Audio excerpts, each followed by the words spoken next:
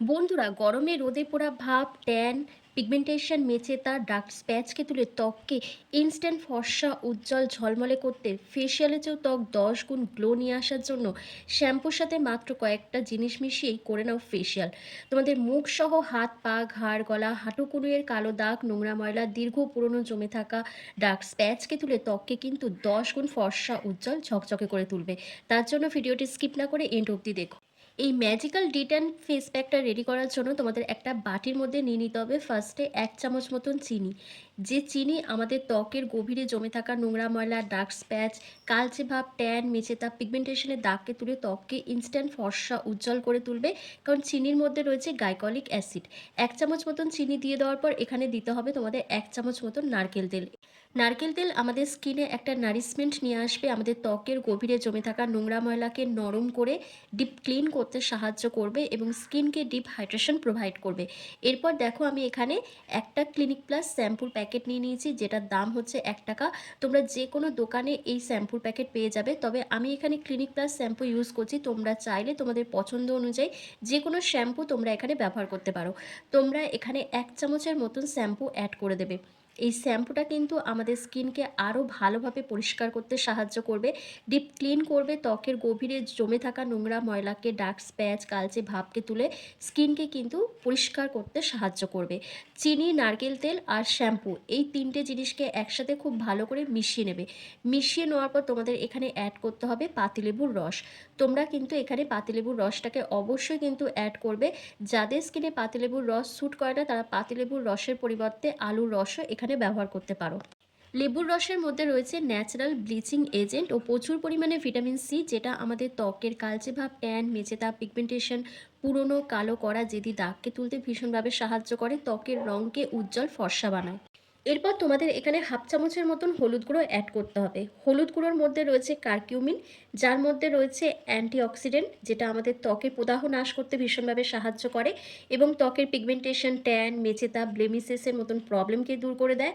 এবং হলুদ কিন্তু আমাদের আনইভেন স্কিন টোনকে ইভেন টোন করে তোলে, ত্বকের রঙকে ধীরে ধীরে ফর্সা, উজ্জ্বল বানায়। এরপর তোমাদের এখানে দিতে হবে Colgate paste. White Colgate paste এখানে জাস্ট অল্প একটুখানি অ্যাড করতে হবে।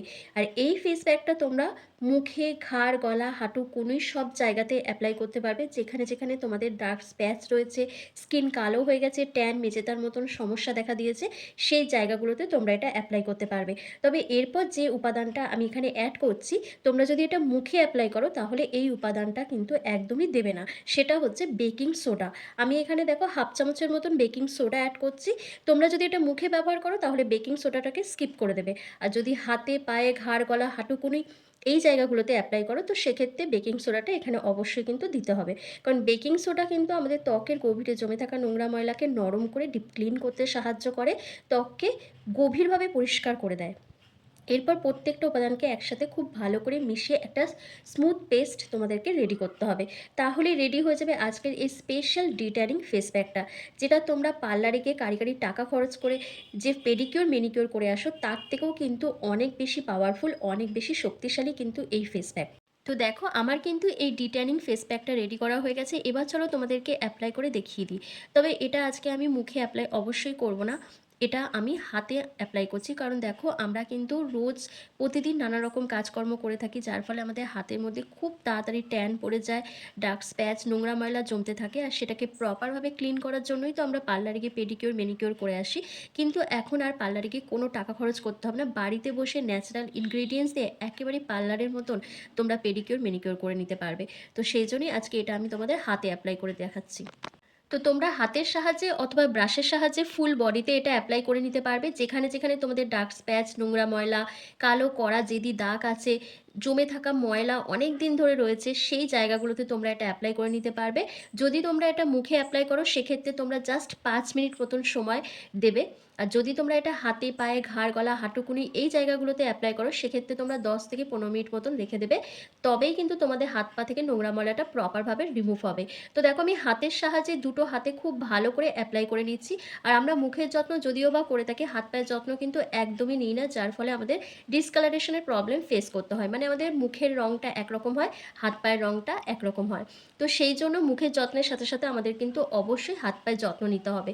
তা না হলে কিন্তু এই প্রবলেমটা আমাদের সারা জীবনই ফেস করতে হবে। তো দেখো আমার কিন্তু 10 মিনিট কমপ্লিট হয়ে গেছে। এবার কি করছি, একটা লেবুর টুকরো আমি রেখে দিয়েছিলাম, সেই লেবুর টুকরো দিয়ে আমি খুব ভালো করে দুটো হাতে স্ক্রাব করে নিচ্ছি।